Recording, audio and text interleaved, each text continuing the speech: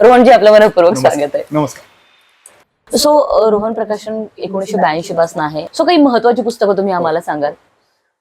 महत्वाच्या अगदी सुरुवातीचा पासून प्रवास धरला तर जगा वेगळी माणसं हे आमचं पहिलं पुस्तक. ते त्या काळचं खूप अभिनव पुस्तक होतं. त्याच्यानंतर पुढे आम्ही पाककृती आणि आरोग्यावर अनेक पुस्तकं केली, ज्याला प्रचंड रिस्पॉन्स होता, प्रचंड.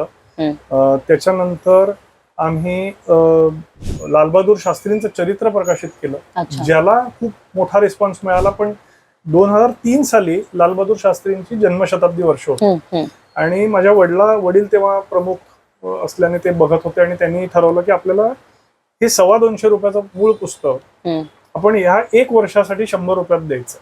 जन्मशताब्दी वर्ष आहे, शास्त्रींविषयी आदर आहे, पैसे नाही मिळाले तरी चालते, किती गोड. पण आपण ह्या व्यक्तीचं काय म्हणूयात कारकीर्द पोचवूयात.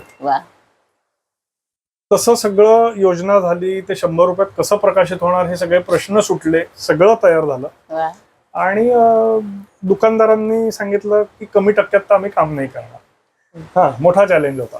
पण पॅरलली वर्तमानपत्रांकडे वडील गेले आणि वर्तमानपत्रांचे 2 म्हणजे लोकसत्ता महाराष्ट्राचे संपादक उडले. ते म्हणले अरे आम्हाला ही खबरच नाहीये की जन्मशताब्दी वर्ष आणि तुम्ही 100 रुपयात देतात, ही मोठी न्यूज आहे. तर महाराष्ट्र टाइम्सनी आम्हाला अँकर न्यूज दिली आणि लाईन लागली लोकांची. म्हणजे अख्ख्या महाराष्ट्रात सगळीकडे जिकडे समज एका दुकानदाराकडून 10 पुस्तकं जात होती, त्याच दुकानदारांनी जवळपास 400 पुस्तकं विकली. म्हणजे इतक्या प्रमाणात ते पुस्तक, म्हणजे 15 आवृत्त्या झाल्या एका वर्षात.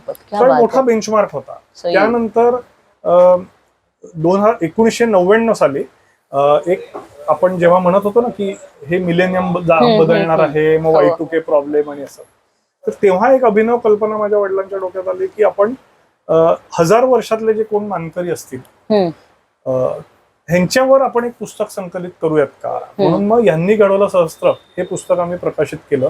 4 वर्ष त्याचा रिसर्च झाला. 180 अभ्यासकांकडनं लेख लिहून घेतले, संपादकीय मंडळ नेमलं होतं. 700 पानाचं दुप्पट आकाराचं, म्हणजे जवळपास 1400 पानं नॉर्मल पुस्तकाची झाली. तर असं हे पुस्तक तयार झालं. ते पुस्तक येता क्षणीच खूप गाजलं. 1.5 वर्षात आमची सगळं खर्च भरून निघाला, कारण त्याची रिसर्च कॉस्ट होती.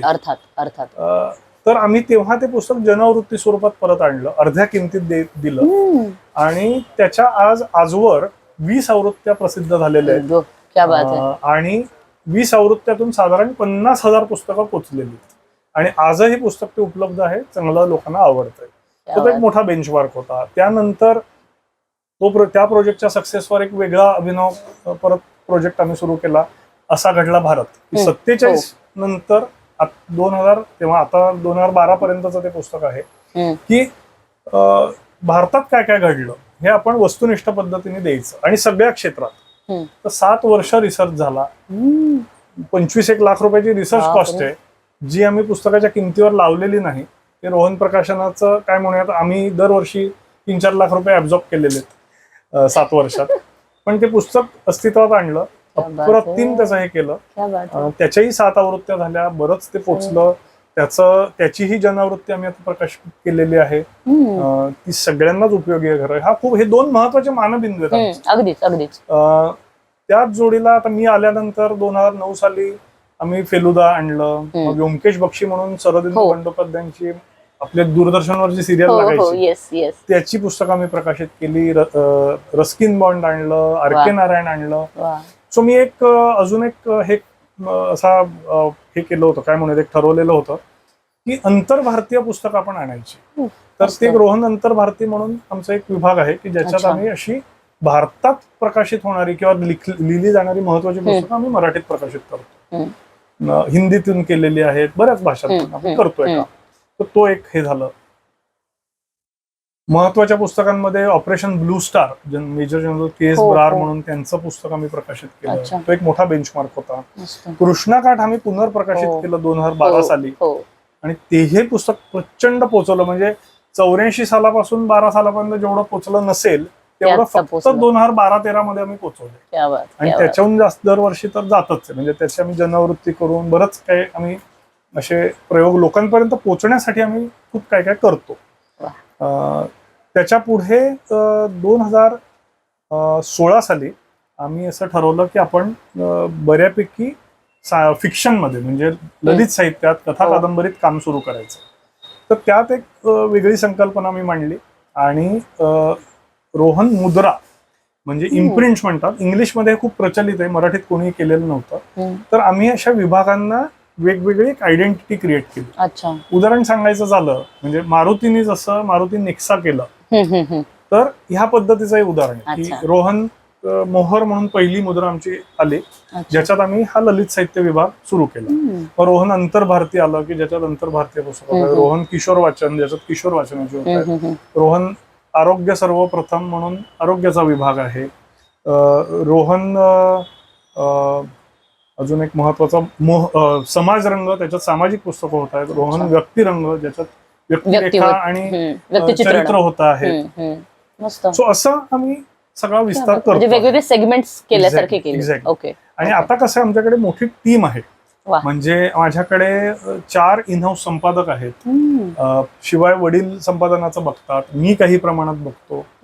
आमच्याकडे सोशल मीडियाची टीम आहे, आमच्याकडे ऍडमिन टीम आमची खूप स्ट्रॉंग आहे, मुंबईला आपलं ऑफिस आहे, तिकडची सेल्स टीम आहे, सेल्सची एक वेगळी टीम आहे. तर असं करून हा विस्तार सुरू आहे. त्यामुळे मी म्हंटल ना, ह्या आव्हानांना आम्ही पूर्ण सशस्त्र होऊन अटॅक करतो. अरे चला आपण करायचंच, आपण नाही करणार तर कोण करणार. आणि आपल्याबरोबर सगळ्यांना ही माहिती सगळ्यांना मी शेअर करत असतो, मित्र प्रकाशकांना सुद्धा, की आपण सगळ्यांनी हा प्रवास एकत्र करू.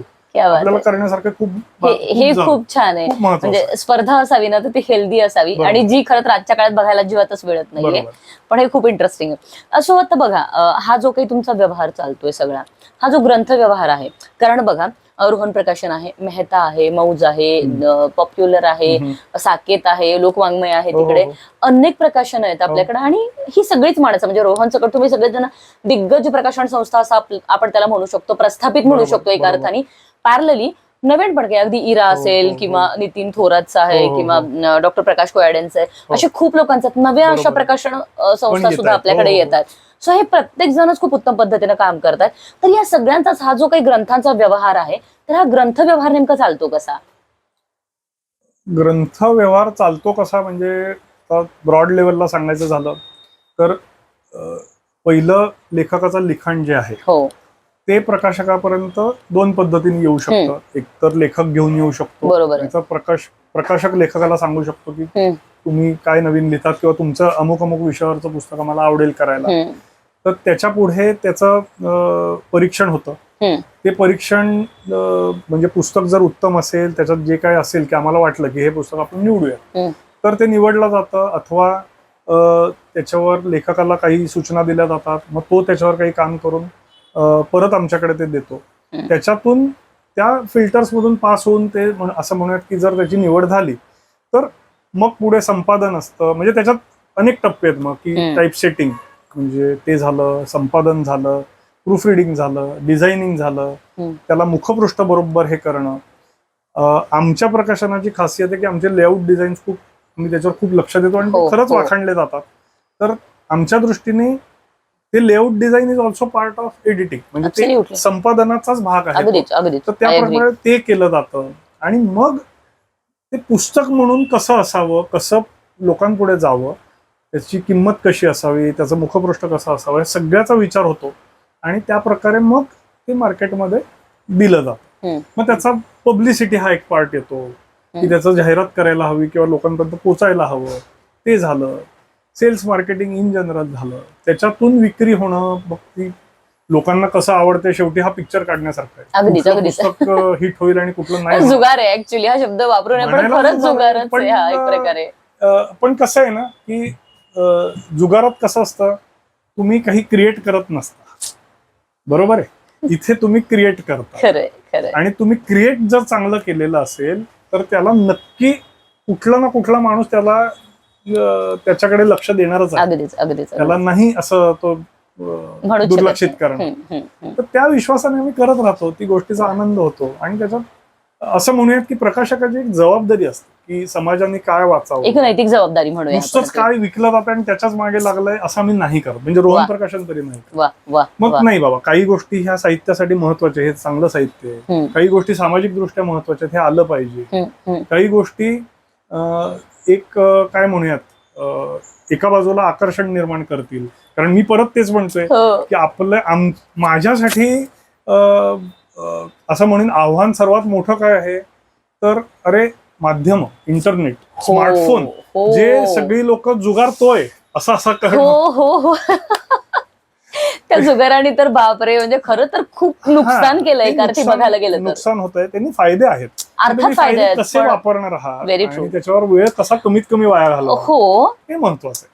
पण ऍट द सेम टाइम म्हणजे बघा, म्हणजे खरं तर पुस्तकं आता आपण मोबाईलवरही वापरू शकतो, अनेकदा PDF कॉपीज अवेलेबल असतात किंवा किंडल आहे, बाकीच्या गोष्टी, पण यु नो काय म्हणूया आपण त्याला, पुस्तक हातात घेऊन त्या पुस्तकाचा पानाचा स्पर्श, त्या पुस्तकाचा तो वास, म्हणजे ते जे काही फिलिंग आहे ना, तर ते असं ते मला खूप नॉस्टॅल्जिक करतं एकतर पहिलं. आणि आय डोंट नो व्हॉट, पण आत्ताच्या ज्या पिढीला ना हे का रिलेट होत नाही ना, हा एक फार महत्वाचा प्रश्न वाटतो मला. मी उलट म्हणेन कसं माहितीये का, की आपल्याला ना ऍज अ व्यक्ती प्रत्येक कुठल्या तरी गोष्टीची सवय असते आणि सवय झाली ना की ती मोडणं खूप अवघड जातं. चांगली सवय असेल किंवा वाईट असेल, अगदी खरं. सो त्याला म्हणतात ना विज्ञानात, त्याला एक टर्म आहे इनर्शिया. म्हणजे तो न्यूटनच्या लॉ प्रमाणे त्याला आपल्याला बदल नको असतो. खरंय. पण गंमत अशी आहे की बदल हेच खरं आहे. म्हणजे मी एका लेखात सुद्धा लिहिलेलं होतं, एका प्रसिद्ध वैज्ञानिकाचं वाक्य आहे की चेंज इज कॉन्स्टंट, की तो बदल आहे तो 100% होणार आहे आणि तुम्हाला तो ऍक्सेप्ट करायला हवा. आता मुद्दा कसा आहे की ज्यांना आपण आपल्या पिढीपर्यंत किंवा त्याच्या पुढे काही प्रमाणात छापील पुस्तकांना तसा तो नॉस्टॅल्जिया आहे, त्याचा एक विशेष काहीतरी आहे आणि त्याचे फायदेही आहेत. पण नवीन तंत्रज्ञानात ईबुक स्वरूपात, PDF नाही, PDF अडचणीची असते आणि PDF जर मराठी पुस्तकांची बाजारात असेल तर ती पायरेटेड असते. तो अजून एक आमचा चॅलेंज आहे. पण जर EPUB स्वरूपात तुम्ही एका मुलाची वाचण्याची सवय लागली, एका व्यक्तीला किंवा एका त्या वयाच्या मुलाला की जिकडे त्याच्या ह्या सवयी बिल्ड होत आहेत, तर मे बी ते त्याच्यासाठी प्रायमरी साधन असेल, तर ते काळच ठरवेल. माझ्या मुलाच्या केसमध्ये ते नक्की झालेलं आहे. मी त्याला असं प्रायोगिक तत्वावर, म्हणजे तो छापील पुस्तकं वाचायचा आणि मग त्याच्या अशा एका वयात त्याला मी किंडल दिला हातात, म्हणलं तू ह्याच्यावर वाच एखादं पुस्तक. तर त्यांनी एक माझ्या हट्टापायी वाचला आणि नवीन गॅजेट आहे वाचून बघतो, तेव्हा तो होता 5-7-8 वर्षाचा. तर त्यांनी ते वाचल्यानंतर मला येऊन स्पेशली सांगितलं की मी ह्याच्यावर एक वाचलं, आता मला जे पुढचं पुस्तक पाहिजे ते मला छापीलच दे, मला हे नाही आवडलेलं. क्या बात. तो असंही आहे. आता त्याच्यात कुठल्या पिढीला काय आवडेल, काय रिलेट होईल, काय कनेक्ट होईल, आपण काही बोलू शकत नाही. त्यासाठी आम्ही एक प्रयोग करतो, तो मला इकडे आवर्जून जरूर सांगायला आवडेल की स्मार्टफोन आज सगळीकडे आहे. पुस्तकांची दुकान आपण म्हणलं अर्ध्या महाराष्ट्रात नाहीये, पण स्मार्टफोन कान्याकोपऱ्यात गावात सगळीकडे आहे. परदेशी लोकांकडे आहे आणि ग्रामीण लोकांकडे सगळ्यांकडेच आहे. तर आम्ही काय करतोय, खऱ्या अर्थाने डिजिटल पब्लिशिंग, आम्ही असे काही लेख मालिका तयार करून घेतो आहे की जे छोटे लेख असतील, एका मालिकेत 5-7 लेख असतील आणि ते आम्ही असे टप्प्याटप्प्याने प्रकाशित करतो. आणि त्याला आम्ही त्याच्यासाठी स्पेशल आमची वेबसाईट तशी बनवून घेतलेली आहे, त्यावर बराच खर्च केलेला आहे की ज्याच्याने मोबाईलवर तुम्हाला सहज सोप्या पद्धतीने वाचता येईल, तुम्हाला कष्ट पडणार नाहीत. तर तो एक प्रयोग आम्ही करतोय की मग तशा पद्धतीने लोकांपर्यंत चांगलं वाचन असं पोहोचेल. फेसबुकवर कसं होतं, नाही म्हटलं तरी थोडं फरक पडतो, त्याच्यावर संपादित नसतं किंवा काय. तर हे चांगलं लिखाण ठरवून काही चांगले विषय आम्ही अशा पद्धतीने देऊन बघतोय. सध्या हे फ्री ऑफ कॉस्ट आहे reading. www.rohanprakasan.com were free of cost वाचता येणार आहे. हे प्रेक्षकांनी नमूद करून घ्यायचंय, जरूर नमूद करा. rohanprakasan.com, तिकडे फ्री पद्धतीने तुम्हाला वाचता येईल मोबाईलवर. ह्यात आम्ही पुस्तकातला भाग अजून देत नाही आहोत, पण आम्ही ह्याच्यात वेगळे लेख तुमच्यासाठी लिहून घेतो, काही अभिनव लेख लिहून घेतोय, वेगळे विषय आहेत. त्याच्यात प्रकाशक म्हणून असंही सांगू शकतो की सगळ्याच विषयांची पुस्तकं नाही होऊ शकत, काही विषय अशा पद्धतीने नक्कीच तुम्हाला वाचायला आवडतील.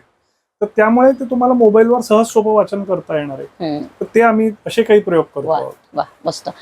रोहनजी, बऱ्याचदा या आपल्या काय म्हणूया आपण एकूणच प्रकाशन व्यवस्था म्हणूया, प्रकाशन संस्था किंवा पुस्तकं या सगळ्यामध्ये ना बऱ्याचदा असं होतं की नफ्या तोट्याच्या गणिताची फार वेगळी गणित आहेत तिकडची. कारण असं होतं की एखादा लेखक उत्तम लिहितोय आणि तो बऱ्यापैकी छान उत्तम कमावलाय त्याने त्या पुस्तकातनं, पण बऱ्याचदा असंही होतं की उत्तम लिखाण आहे, पुस्तकं छान आहेत, पण समहाऊ त्याला काहीही अर्थार्जन त्यातनं झालेलं नाहीये.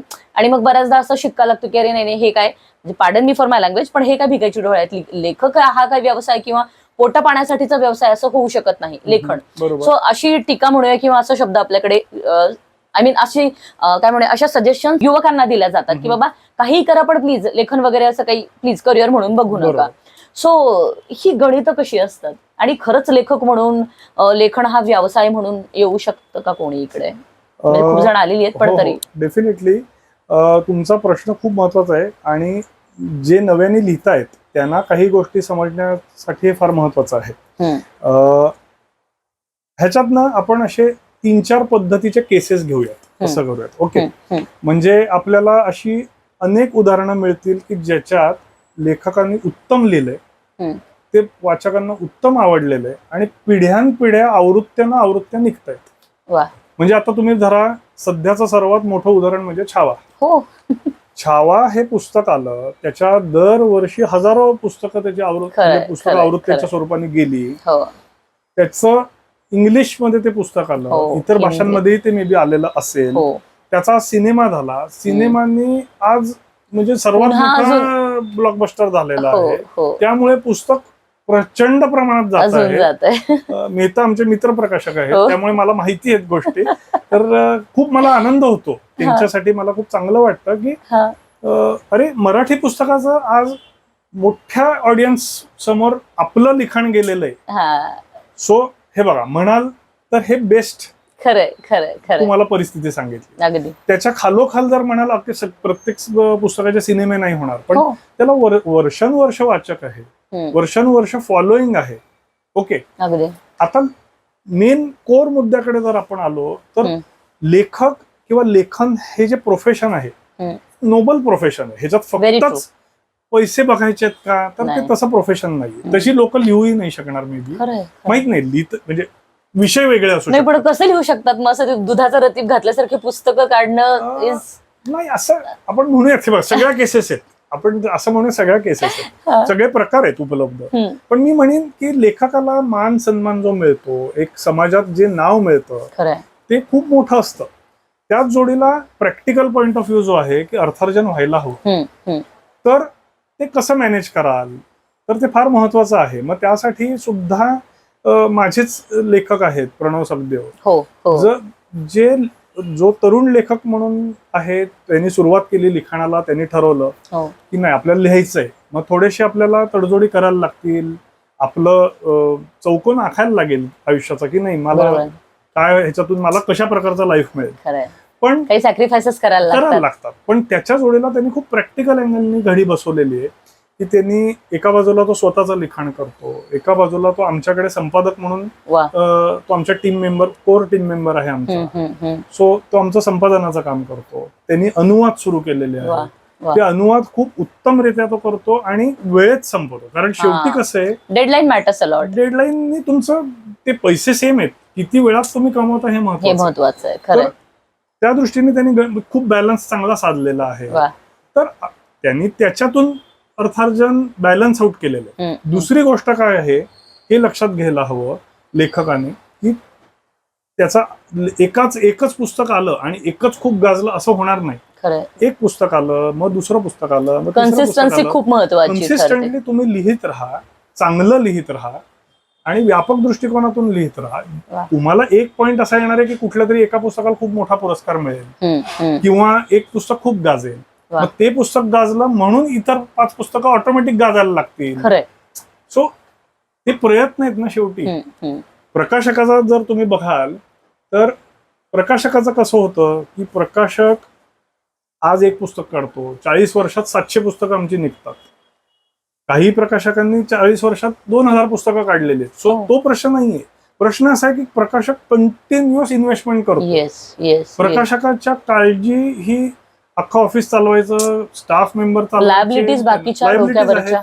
पण त्याच जोडीला कुठलं पुस्तक चालणार आहे आणि नाही चालणार आहे हे मी आज सांगू नाही शकत. हे अंदाज आहे फक्त. अगदी अगदी. असा कुठला स्पेसिफिक मार्केट स्टडी उपलब्ध नाही खरंय. अनफॉर्च्युनेटली महाराष्ट्रात तरी, म्हणजे मराठीसाठी तरी. मराठीसाठी. इंग्रजीसाठी तो उपलब्ध आहे. वा. की डेमोग्राफिक्स कसे आहेत हे इंग्रजीसाठी आहे, मराठीसाठी नाहीये. पण तरी प्रकाशक हा प्रयत्न करत राहतो. आणि होतं कसं की प्रकाशकांनी दरवर्षी समज आमच्यासारखा प्रकाशक 40 पुस्तकं 50 पुस्तकं आम्ही प्रकाशित करतो. काही प्रकाशक 10 करत असतील, काही 100 करत असतील. शेवटी तेवढं रिस्क घेतोय तो, तेवढं काम वेगवेगळ्या लेखकांबरोबर करतोय आणि ती एक बॅकलिस्ट तयार होत जाते, कॅटलॉग तयार होतो. बरोबर आहे. आणि मग त्याच्यातून त्याचं अर्थार्जन होत जातं. तर असं खूप होतं. जे आता समज वर्षाला 10 पुस्तकं काढली तर त्यातली 1 किंवा 2च चालतात. सो 10 पैकी आम्ही जेव्हा पुस्तकं प्रकाशित करतो, समज वर्षाला 10, त्यातली 10 पैकी 2च पुस्तकं ही गाजत असतात किंवा त्याचा तेवढा काय म्हणूयात प्रसार होतो, विक्री होते. 2-4 पुस्तकं असतात जी ऍव्हरेज जातात आणि 2-4 पुस्तकं असतात जी खरंच नाही पोहोचू शकत. सो हे रिस्क चालू राहतं. पण कसं आहे की ह्याच्यातून ही घडी बसवलेली आहे, ह्याच्यातून आपण काम करत राहतो आणि कुठल्या संधी मिळेल, काय क्रिएटिव्ह करता येईल अशा पद्धतीने. म्हणून मी सुरुवातीला जेव्हा म्हणालो की हे प्रोफेशन थोडं नोबल प्रोफेशन आहे, म्हणजे आपण ह्याच्याकडे टोटल कमर्शियल अँगलनेही बघू शकत नाही. पण त्याच जोडीला अगदीच दुर्लक्षित आहे का किंवा असंही नाही. पण ह्याच्या जोडीला सगळ्या प्रॅक्टिकॅलिटीज, काळातले बदल सगळ्यांनी ऍक्सेप्ट केले पाहिजेत. की आपण काय नवीन करू शकतो, काय करायला हवं, प्रयत्न कसे करावे. मग त्याच जोडीला थोडं फायनान्स मॅनेजमेंट आपलं खूप नीट असायला हवं. की आपले बॅलन्सेस कसे चाललेत, आपलं काय आपल्याला परवडतंय का सगळं, ब्रॉड लेवलला तरी हे व्हायला हवं. तरच कुठलाही व्यवसाय म्हणून तो टिकेल. आणि मी कायम असं म्हणतो की कुठल्याही हाऊस म्हणून जरी उद्या कोणी करायचं ठरवलं तरी मला असं वाटतं हाऊस आहे ना ती एकदा दोनदाच करता येते. ती जर सस्टेनेबल झाली तर ती मग आपण अधिक प्रयोग करू शकतो. आणि खरं सांगायचं तर समाजाला, वाचकांना, नवीन पिढीला हे सगळं खूप महत्वाचं मग ठरू शकतं. नक्कीच नक्कीच. त्यामुळे ते तसं आहे मी म्हणेन. रोहनजी, आता रोहन प्रकाशन आहे, प्रकाशन व्यवसायामध्ये मेहता आहेत, मगाशी म्हणाल्याप्रमाणे अन्यही बरीचशी मंडळी आहेत. तर ही तुमची जी काही स्पर्धा आहे, कारण स्पर्धा आहे हे आपण नाकारूच शकत नाही, प्रत्येक प्रकाशकामध्ये ती स्पर्धा आहे. मी ती नाकारणार आहे, पण तुम्ही बोला. सो येस, तर या स्पर्धेकडे तुम्ही कसे बघता? कारण तुम्ही स्वतः एक प्रकाशक आहात आणि आज आपण म्हणतोय तसं रोहन प्रकाशनची 3री पिढी आज आहे इथे. सो तुम्ही या सगळ्यांकडे कसं बघताय? मी खरं अगदी प्रांजळपणे सांगतो की कुठल्याही प्रकाशकाला, कुठल्याही व्यावसायिकाला आपण दुसऱ्यापेक्षा मोठे झालो पेक्षा प्रत्येक व्यक्तीचं समाधान कुठे आहे हे जर जो ओळखेल ना तो कामही चांगलं करेल आणि तो चांगलं काम पोचवेलही आणि समाधानी राहील. म्हणजे आता कसं आहे की उदाहरणार्थ एक प्रकाशक आहे आणि त्यांची भूक एका व्यक्तीची मोठी असू शकते. त्याला वाटत असेल की मी जास्ती पुस्तकं काढून अधिक लोकांपर्यंत पोहोचवायला मला होत असेल तर त्याचं ते काम आहे. ती त्यांची कपॅसिटी पण आहे असं म्हणूया आपण. हो बरोबर आहे, ती त्याची भूक आहे, त्याच्यामुळे त्यांनी ती वाढवलेली कपॅसिटी आहे आणि त्याच्यात त्यांना आनंद आहे. माझ्यासारख्या प्रकाशकांना आमच्या घरातलं जे वातावरण आहे, जे 3 पिढ्यांचं, त्याच्यात असं आहे की क्रिएटिव्हली आम्ही काय करू शकतो, आम्ही चांगल्यात चांगलं काम काय करू शकतो, त्याच्याने आपण अभिनव काही केलं. आता मी तुम्हाला डिजिटल माध्यमाचं सांगितलं, माझा नुसता खर्च सुरू आहे त्याच्यातून मला पैसे कधी मिळणार आहेत की नाही माहित नाही, पण मला खूप आनंद आहे की मी एक काहीतरी वेगळा प्रयोग करतोय. म्हटल्याप्रमाणे प्रयोग 1 किंवा 2 होतात, त्याला सपोर्टिव्ह सस्टेनेबिलिटी लागते. त्यामुळे माझ्यासारख्या प्रकाशन संस्थेला आम्ही सस्टेनेबिलिटी बघतो की बाबा जर 2 सामाजिक पुस्तकं मी वर्षाला काढणार असेल तर मला 2 अर्थार्जन करणारी पुस्तकंही काढायला हवी, तर माझा बॅलन्स होईल. अशा पद्धतीने आम्ही पुढे जात राहतो. त्याच्यात शेवटी म्हटल्याप्रमाणे कोणाला म्हणजे सक्सेसचं डेफिनेशन प्रत्येकाचं काय, कोणाला पैसे आहेत, कोणाला पुरस्कार आहेत, कोणाला आम्ही करतोय तो आनंद आहे, ह्याचा कुठेतरी बॅलन्स साधण्याचा आम्ही प्रयत्न करतो. की सगळेच घटक महत्वाचे आहेत. आणि व्यक्तिपरत्वे ही व्याख्या पण बदलत जाते ना, पर्सेंटेज ती बदलत जाणार, पण आपल्याला ती गोष्ट कशी महत्वाची आहे कोणासाठी हे त्यांनी त्याचा होत जावं. आणि शेवटी कसं असतं, केल्याने कळत जाते. म्हणजे एक पॉइंटने तुम्ही केलं, मग तुम्हाला कळतं की नाही मला जर मी हे अजून केलं मला जास्ती मजा येते, ओके करूयात, असं आहे. त्यामुळे मी म्हणेन की स्पर्धा ही इतर प्रकाशकांबरोबर नाही, कारण आम्ही तरी ती कधीच तशी बघितलेली नाही की दुसऱ्या प्रकाशकाने हे केलं मग आपण पण करूयात का. दुसऱ्या प्रकाशकाकडून काय शिकता येईल हे फार महत्वाचं. आणि मी तर म्हणजे आमच्या प्रकाशक संघाच्या फोरम्सवरही मी अगदी खुलेपणे बोलत असतो की माझ्याकडनं मला जे देता येईल तेही लोकांनी घ्यावं, कारण माझं थोडं थॉट प्रोसेस वेगळी आहे. मी आणि ती सगळ्यांना द्यायचा प्रयत्न करतोय. कसं आहे माहितीये का, आमचा जो प्रकाशन व्यवसाय आहे तो तसा लिमिटेड आहे. कुठलाही म्हणजे अरे हा नंबर 1चे हे मोठे प्रकाशक आहेत, त्यांचा टर्नओव्हर किती, म्हणजे आर्थिक गणिताने बोलायचं झालं तर अरे नंबर 3चे प्रकाशक आहेत ह्यांचा किती, आणि नंबर 25चे आहेत त्यांचा किती, असे नंबर काय कोणी आपण दिलेले नाहीत, मी उदाहरण देतोय फक्त.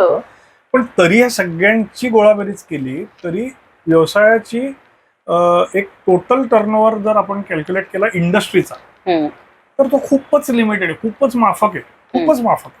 म्हणजे मी म्हणेन MIDCतल्या 2 फॅक्टऱ्या त्याच्यापेक्षा जास्ती टर्नओव्हर करतात, 2 नाही 1 फॅक्टरी जास्ती टर्नओव्हर करते अख्ख्या इंडस्ट्रीपेक्षा. हा किती प्रमाणात जास्ती करते हा आता जर गोष्ट, असा डेटा कुठेच उपलब्ध नाही. पण मुद्दाम असा आहे की आपली प्रकाशन व्यवसाय किंवा प्रकाशन इंडस्ट्री ह्याच्यात एवढे टॅलेंटेड लोक आहेत, चांगल्या भावनेची लोक आहेत, पण इंडस्ट्री छोटी आहे. तर ही प्रॅक्टिकली प्रत्येकाने हा चॅलेंज घेतला पाहिजे, प्रत्येकाने आव्हान घेतलं पाहिजे की येत्या 10 वर्षात मी प्रयत्न करेन की मी 10 पट मोठा होईल, मग माझी इंडस्ट्रीच मोठी होईल ना. मोठी म्हणजे माझी इंडस्ट्री उदाहरणार्थ 100 कोटीची असेल तर ती 1000 कोटीची होईल. 1000 कोटीची झाल्यानंतर सगळी परिमाणं बदलणार आहे, टॅलेंट नवीन अट्रॅक्ट होणार आहे, त्याच जोडीला कुठलेही दुसरे घटक असतील ते आमच्याकडे जास्ती लक्ष देतील, अशा अनेक गोष्टी होतील. त्यामुळे मी म्हणतो की ही स्पर्धा नसून हा एकत्रित जाण्याचा प्रवास आहे, सगळ्यांनी ओळखायला हवं. तुम्ही आज नाही मला जे मिळतं त्याच्यात मी समाधानी आहे, मग मी माझे कुठलीच पत्ते ओपन नाही करणार. अरे हो, पण त्याच्याने तुला 10चे 12 मिळतील, 10चे 200 नाही मिळू शकत किंवा 120 पण नाही मिळू शकत. त्यासाठी मोठाच विचारात घ्यावा लागेल, मोठा कॅनव्हास रंगवायला लागेल. त्यामुळे मी त्या दृष्टिकोनातून जातो पुढे. इंग्रजी प्रकाशक काय करता आहेत, मग आपल्यातले काही चांगले प्रकाशक काय करता आहेत, त्याचे आपण प्रत्येक गोष्टीतून शिकत राहावं, प्रयोग करत राहावं, आणि त्याशिवाय तर कळणार नाही. तर ती गोष्ट तशी आहे. मी म्हणेन स्पर्धा खरी कोणाशी आहे तर ती स्मार्टफोनची आहे, ती येणाऱ्या नेटफ्लिक्स आणि वेगवेगळ्या OTTची आहे. आमच्या वाचकांचा वेळ हा जर बाकीच्या माध्यमांनी खाल्ला तर आमच्या पुस्तकांना ते कधी न्याय देतील. पुस्तकाचं कसं आहे, आज रोहनचं वाचेल, उद्या मॅजेस्टिकचं वाचेल, परवा मेहताचं वाचेल, मग ज्योत्स्नाचं वाचेल, मग इतर कोणाचं वाचेल, परत रोहनचं वाचेल. वाचन करतोय ना, मग ते महत्वाचं आहे. त्यामुळे आणि मी म्हणेन वाचकांसाठी ही फार महत्वाचं आहे, कारण घरी वाचन संस्कृती रुजणं हे खूप मोठ्या प्रमाणात गरजेचं आहे, आणि त्याचे खूप मोठे फायदे आहेत. म्हणजे मी अगदी सगळ्यांना सांगेन की आजचं इंटरनेटचं युग आहे, आजचे एवढं माध्यम समोर आहेत, कंटेंट ओव्हरलोड आहे. उदाहरणार्थ तुमची कुठली तरी आवडती मालिका असेल, पिक्चर असेल, कार्टून असेल, हे आपण बघतो. यंत्रात कसं आणायचं ह्याच्यावर त्यांनी प्रचंड कष्ट केले ना, प्रयत्न केले. सो हा मुद्दा आहे, ही वाचनाची ताकद आहे, आणि ती वाचनाची ताकद सगळ्या वाचकांनी लक्षात घ्यावी की ती घराघरात रुजू करण्यासाठी पालकांना सुद्धा स्वतःला वाचायला लागेल तर तुमची मुलं वाचतील. तुम्ही मोबाईल बघाल, टीव्ही बघाल आणि मुलाला सांगाल तू चल पुस्तक वाचतच नाहीस तू, असं होणार नाही. असं नाही होऊ शकत. अनुकरण शेवटी हे कोणी सांगून नाही, ते बघून होतं. वा, वेल सेड. म्हणजे खरंच सांगते मंडळी, मला असं वाटतं की रोहनजींनी बोलत राहावं आणि आपण शांतपणे ऐकत राहावं. खरं तर इथून उठून समोर जाऊन बसायची इच्छा झाली आहे खरं तर मला. Thank you so much. पण छान, मलाही मजा येते हो गप्पा मारताना. येस. सो रोहनजी, शेवटचा प्रश्न घेऊया आपण. खरं तर वाचकांनी काय करायला हवं याचं अर्ध उत्तर तुम्ही दिले, कारण माझा पुढचा प्रश्नच तो होता. तर सो तुम्ही तरी मी म्हणेन की तुम्ही वाचकांना नेमकं काय सांगाल? वाचकांना एक मेसेज तर मी दिलेलाच आहे प्रकाशक म्हणून. नॅचरली कोणी म्हणेल की अरे आम्ही वाचलं तर तुमचा फायदा आहे, नक्कीच फायदा आहे, पण आमचा फायदा झाला तर आम्ही तुमच्यासाठी नवीन पुस्तकं देऊ शकू. पण मुद्दा हा त्याच्यासाठी नाहीये तेवढ्या पुरतं. मी म्हटलं जसं की माणसाचं इमॅजिनेशन हे वाचनातून खूप मोठ्या प्रमाणात डेव्हलप होतं. त्यासाठी वाचायला हवं, वाचन संस्कृती म्हणून ती बिल्ड व्हावी. जगात आपल्याला इंटरनेटमुळे खूप माहिती मिळते आहे. अनेक गोष्टींसाठी पुस्तकाच्या ऐवजी इंटरनेट वापरलं जात आहे. काहीच हरकत नाही, म्हणजे अगदी महत्वाचं माध्यम आहे ते सुद्धा. पण मी म्हटल्याप्रमाणे की तुम्हाला वाचनाने तुमची बैठक वाढते, कॉन्सन्ट्रेशन वाढतं, घरातलं कल्चर वेगळ्या प्रकारे डेव्हलप होतं, एका गोष्टीची डीप माहिती घेण्याची सवय लागते किंवा ती कळते. इमॅजिनेशनने तुम्ही अनेक गोष्टींचा तुमच्या प्रोफेशनमध्ये, तुमच्या अभ्यासात सगळीकडेच उपयोग करू शकता. त्यामुळे ते वाढावं, त्याची चांगली गोष्ट आहे.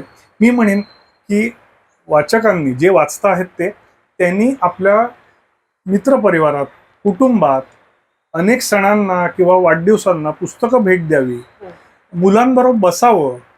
सोसायटीत तुम्ही काही असे उपक्रम करणार असाल, म्हणजे प्रदर्शन म्हणा पुस्तकाचं किंवा वाचनाचं एखादं सेशन करणार असाल तर ते जरूर करावं. त्याच्यात कुठे तुम्हाला प्रकाशकांची मदत हवी असेल, प्रोफेशनल लेखकांची मदत हवी असेल तर आमच्यासारखी प्रकाशनं तुम्हाला नक्की मदत करतील किंवा तुमच्यात सहभागी होतील तुमच्या ऍक्टिव्हिटीजमध्ये. तर तसं आपण काही करू शकतो. त्याच जोडीला मी म्हणेन की वाचक आणि वाचकातून निर्माण होणारे जे टॅलेंटेड लोक आहेत की ज्यांना वाटतं की अरे आपण ह्या क्षेत्रात यावं का, आपण ह्याच्यात काय करू शकतो, कोणी म्हणेल मला लिहिता येतं, तर नक्की एक्सप्रेस करा, खूप वाचा, त्याच्यावर एक्सप्रेस करा. कारण मग लिहिण्याचा पद्धत कळते, सराव करत राहा, त्याच्याने लिखाण सुधारतं. जसं एका आपण बॅडमिंटन खेळत राहतो आणि मग आपला गेम सुधारतो, ते पण तसंच आहे. ओके, तर ती गोष्ट आहे. मुलांना वाचायला लावा आणि लिहायलाही लावा. म्हणजे अरे तू काय वाचलंस त्याचा लिही बरं काहीतरी, तुझी गोष्ट तू लिही, असं प्रेरणा द्या. आणि ते अतिशय लहान वयापासून सुरुवात करायला हवी. लिखाण ज्याला करता येतं त्याला एक्सप्रेस होता येतं आणि तो समाजाचा एक महत्वाचा घटक बनायला लागतो. आणि मग तो कुठलाही माध्यम, उद्या तो जसं आपल्याबरोबर दाईगुडे मॅडम आहेत ज्या प्रेझेंटर आहेत, अँकर आहेत, तर तसंही प्रोफेशन तुम्हाला त्याच्याशिवाय करताच येऊ नाही शकत. म्हणजे माझं म्हणणं की ह्याचा सर्वांगीण उपयोग आहे. आणि त्याच जोडीला आपण असं म्हणूयात की पुस्तकांवर प्रेम करत राहा. पुस्तकांच्या किमती वाटायला वाटू शकतं की पुस्तकं थोडी महाग होत आहेत, पण मी सांगेन जर गेल्या 20 वर्षाचा तुम्ही ग्राफ बघाल तर इतर उत्पादनांपेक्षा पुस्तकांच्या किमती वाढलेल्याच नाहीयेत. म्हणजे आम्ही लॉसमध्येच, म्हणजे आमची मार्जिनच कमी होता. गणित व्यावहारिक नसून प्रॅक्टिकल आहे की शेवटी कसं आहे, चांगली नवनिर्मिती होण्यासाठी प्रोत्साहन पाहिजे. आणि तसं आपलं एकमेकांबरोबर नातं जुळलेलं आहे, अजून ते दृढ आम्ही प्रयत्न करतो. तुम्ही आमच्या जोडीला या. तुमच्या परिसरात वेगवेगळ्या शहरांमध्ये आपण अनेक गोष्टी करू शकतो. नवीन पिढीला त्याच्यातून प्रेरणा मिळू शकते आणि ती आपण सगळ्यांनी देत राहूयात. आणि माझ्यामध्ये असे जे कार्यक्रम होत आहेत की ज्याच्यात प्रकाशकाचाही इंटरव्ह्यू घेतला जातोय, तर विचार हे पोचतायत लोकांपर्यंत, हे फार महत्वाचं आहे. तर आमच्याशी जोडलेले राहा, वाचत राहा. नक्कीच नक्कीच. Thank you so much Rohanji. मी अगदी प्रामाणिकपणे सांगते, बऱ्याचदा असं असतं ना की बऱ्याचदा फॉर्मॅलिटी म्हणून मला म्हणावं लागते की नाही, मला खूप छान वाटले, पण आज अगदी प्रामाणिकपणे सांगते की मला मनापासून वाटते की हा संवाद थांबू नये, तुम्ही बोलतच राहावं. आणि बऱ्याचदा असं होतं ना की प्रकाशन व्यवस्थेतली व्यक्ती जर असेल ना, तर ही माणसं खूप काय म्हणूया आपण, कमर्शियल असं नाही म्हणता येणार त्यांना, पण त्यांना ती गणितं माहिती झालेली असतात ना. सो संवाद हा त्या गणितांच्या अनुषंगाने फिरत राहतो बऱ्याच वेळेला. पण तुमच्याशी बोलताना कुठेही तो संवाद असा त्या अनुषंगाने फिरतोय असं वाटलं नाही, तर खूप मनापासून स्पॉन्टिनियस. आणि मी एक वाक्य नेहमी खूप वापरत असते की माणूस म्हणून तुमच्या जाणीवा शाबूत असायला हव्यात. तर आज मी हे म्हणेन की प्रकाशक म्हणून, वाचक म्हणून आणि लेखक म्हणूनही तुमच्या जाणीवा शाबूत आहेत. सो मला वाटतंय हाच एक छानसा मेसेज घेऊन आज आपण या क्षणी थांबतोय. तर मंडळी, तुम्ही कुठेही जाऊ नका, स्टे कनेक्टेड विथ अस. आणि एक लक्षात घ्या, एक सिनेमा जर तुम्ही बघितला तर तो सिनेमा तुमच्या पुढे एक भावविश्व तयार करतो जे दुसऱ्यांनी बनवलेलं आहे. पण एक पुस्तक जर तुम्ही वाचलं तर तुम्ही स्वतः ते चित्र बनवू शकता. ही या पुस्तकांची ताकद आहे. आणि त्याच्या पलीकडे पुस्तकां इतकं अप्रतिम जग तुम्हाला कुठेही बघायला मिळणार नाही. फक्त एकदा आत शिरायची वाट बघावी लागते. सो मंडळी, stay connected with us. Thank you so much. Thank you Rohanji. Thank you.